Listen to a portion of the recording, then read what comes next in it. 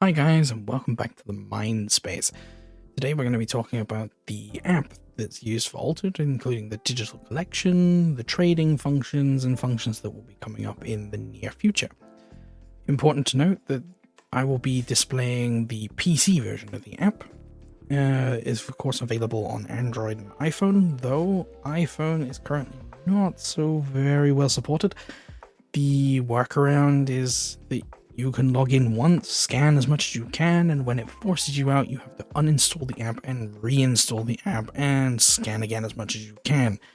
This is the temporary workaround. They should have a fix for this coming up. For Android, however, Android users, you have no problems. At least for me, I've had no major issues. So you should be able to use Android no problem at all.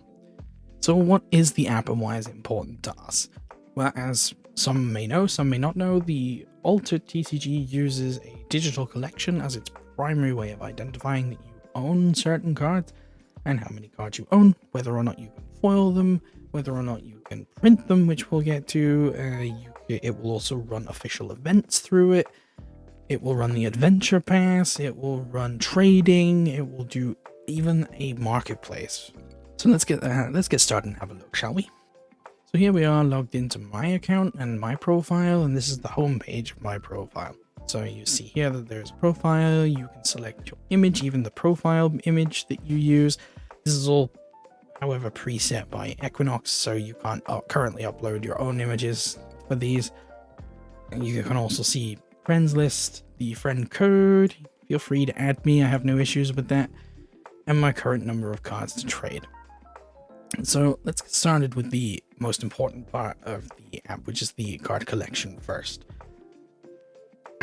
When the app loads, it is a little slow right now. It has improved a lot in the last couple of days, but yeah, it will continue to improve as it gets closer to the release in September. So first off, you'll see that you can choose to look through all cards currently available in the game. However, it can be a little misleading because everything here is doubled. So you have the retail release icon coming up in September, and you have the Kickstarter version of each card. We can check this by just going into the filters, and for now working with only the Kickstarter cards, as that's all that most people have unless you have a starter kit. The starter decks have retail versions of the card. So here we go. As you can see, if we go to, for example, the Kellen and Elemental, we'll just put that up. Again, the important thing here is to note that in the bottom left corner, there is a Kickstarter symbol, which is like an A, and there is here also shown, if I pull this image up, there is a retail version, which is like this little symbol here. This is to symbolize Beyond the Gates expansion. So what are we looking at? What can we do? First off, a lot of French. It should be English. I don't understand why it keeps defaulting back to French. But let's look at the information that it's actually telling us. First off, it's telling me that I own 3 versions of the card. I have scanned only 3 versions of this card. Every other copy I've just left on the side for now because I don't need them. My collection does not need more than 3, because if you own 3, you can play up to 3 copies of the card in your deck. And as the trade function is not currently available in more of a limited form, I don't see the need to be able to trade commons. So there, I've left the rest standing neatly in a pile somewhere else. So what else have we got here? It tells you about your type, your subtype. You can get the attributes of a card, the effect. Weirdly enough, we have it in French here. Could just quickly go and force that maybe, which you can find in your account parameters. Okay, I was able to get a fix on that whole French defaulting thing, so now I can explain a little better. For each card you have, you can put it in your want list. You can assign it to your trade list, which I will show you here. I can tell it that I want to trade all 3, and then it will add it to trade list. If I want it, I can just click on the want list and it will add it to my want list. The strange thing is currently people trading with you cannot see your want list, And when you are trading with other people, you also cannot see your want list. So functionally, this is currently not very useful. Unfortunately, I'm hoping that in the future they improve on that. There's also the gift button, which completely bypasses the trade. I can go into this now and pick any one of my friends and like Sasha from my previous video and just go and hit validate, and it will send in the card straight to his account. It'll confirm that for you, and that's that. The card's gone. You will lose one and it'll go down to 2, and my friend here will receive the card automatically. He does not need to accept it. What if I want a foil version of this card? I can unlock the right of foil, which would spend one of my foilers to allow me to play this in foil 3 times. That's right, one foiler will foil your whole playset. Not a problem, but only your common. If you want to foil the rare, please foil the rare version of the card. Continuing on, there's more information here, like confirming that it is a common. See the white gem on top, what set it comes from, which is Beyond the Gates, and here you have your right of foil. I will show you later on what that looks like when it is unlocked, as I have one for that for you.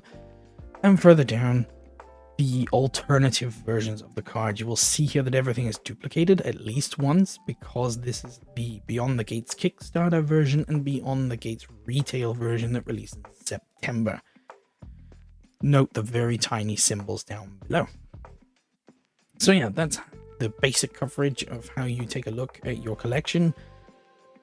What you can have. You can see here that it does give you a quick summary overlook. I have 1 spare of this rare version of the Kellon Elemental, so it shows me that I have 4 and I can definitely trade 1 away. So why is this important? Why do you need all this digitally? What does it represent? Well, creating an official deck list or an official tournament, you need the number of cards you are expecting to play registered into your account.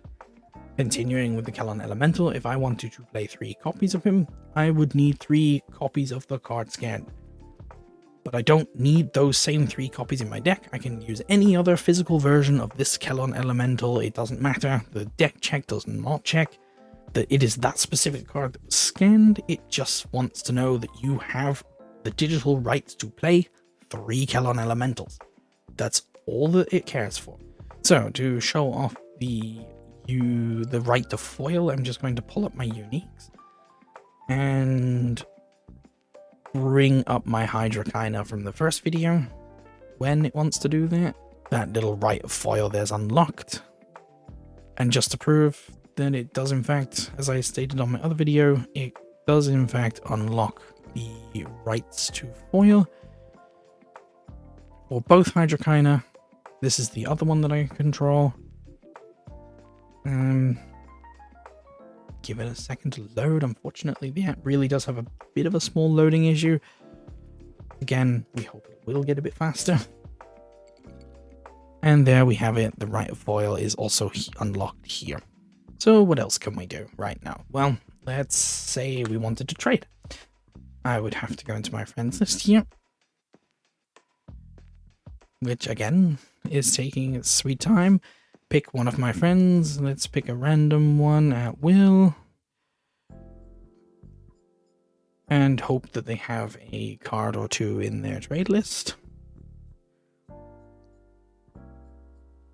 They do not, but we will use this. We'll use this as an example. So you would click this card to trade option, have a look, and you will find a list of cards. They will also show you how many of that card you own. So if it is less than 3, you will see that you own less than 3 of that card and be like, I actually need that. So you can click on that and just be like, yeah, I can trade that away. So the process is a little complicated. I'd like to show it a bit better. Give me 1 second to fix this. This is much better. Much better. Okay, so here's how trading works. Once you've gone through that list, you pick out the cards you want, and then you send a request to the player who owns that card, and they get half of this current menu. They'll have a list of everything they want to trade, and they'll be like, okay, I can now search through your trade list and find out if I want things in return. and they will update the offer, remove cards, and add cards in from the trade list that they're trying to take until it looks a bit more balanced, and send that request back to you. The trade will only occur if both players accept the trade as it stands together. So once you receive that request and you make no changes and then accept it, the trade will automatically happen without any further input from the other person. So what's upcoming with the app? What do we know at least is upcoming? We know that the deck builder is coming very, very, very soon, because this is pretty important. The market board for trading cards for money, tokens, and boilers, and for example, through the marketplace, that should release not immediately, but by the time retail releases. And the loaning system is something that I think a lot of people are looking forward to, where you can loan your card to another player and set a time where that card will automatically return to your account. So you know a tournament is happening on a weekend, on a Saturday, you can set that card on Sunday morning to come back to you the day after. As I've also mentioned, their local store tournaments and the Adventure Pass tournaments will be run through the app. This allows the stores to use the deck check function, because your deck must be registered through the app to the tournament you are participating in to be legal, official, and then also be granted your level up for the Adventure Pass in the future. Keep that in mind. You must have a legal digital deck. It must be registered with the tournament you are going to go to, as long as it is a battle or Adventure Pass tournament, and then it will be deck checked on location. And the deck check, again, is checking not for the specific card that you scanned, just that you own a digital version of the card you are playing. So you can still use a friend's Kellon Elemental if you scanned your own Kellon Elemental at some point and own the digital right to play at least the copy you have. So on to the final bit, the print-on-demand system. This is something that will be coming along with the retail release in September and works a bit like follows. We don't know the pricing yet. This is something they've not been truly clear about yet. I'm really hoping that they make that clear soon. The only thing we do know is that printing non-foil cards and foil cards will have no price difference. So if you've managed to foil your whole altered set, congratulations. It'll cost you the same as if you were printing your whole normal non-foil set. The first thing to note is that you printing your cards, all printed cards will still be usable in a legal deck, as the deck check will be checking not that you have scanned a specific card, as I've stated a few times already.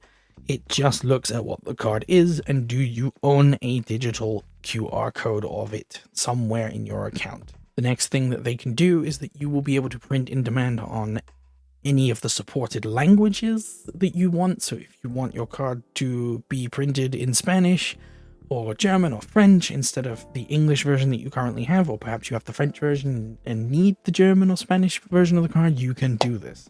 This is not a problem. And lastly, special cards such as the 2023 promos.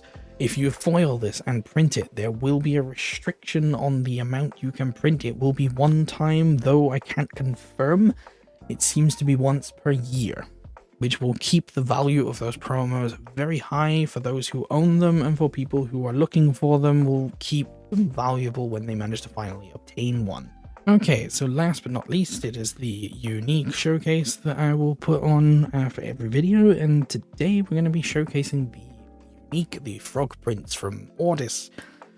A 3 cost from hand, a 1 cost from reserve, a 2/2/2, and it has the following effect. As you can see on screen, you may put a card from your hand in reserve. If you do, up to 1 target character gains fleeting. This is an entry ability from any location, and it has a backup action from reserve. Up to 1 target character gains fleeting. This is a rather effectively cheap way to maintain sort of a half removal by forcing your opponent to check again that they're going to be having a certain character, when in fact you're going to give them fleeting and tell them, no, you're not getting them back. The from reserve cost is probably the more powerful fact. 1 mana for a 2/2/2 that also puts fleeting on something is pretty nice. Like I've said before with the Lyra Navigator from the previous video, this is definitely not a boss card. This is a very powerful utility early game card to try to keep yourself ahead of your opponent for mana cost and effectiveness. Definitely one I'd like to have in my starting hand. Anyway guys, that's going to be all from me today. I hope I have assisted and helped with clearing up a little bit about what the app is going to be doing and how centric it is to the Altered TCG in general. As always, like and subscribe if you are enjoying this content and if you are finding it useful to you.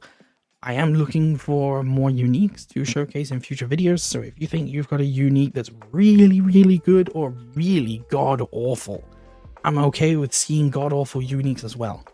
Just send them my way. Anyway, thanks a lot guys, bye-bye.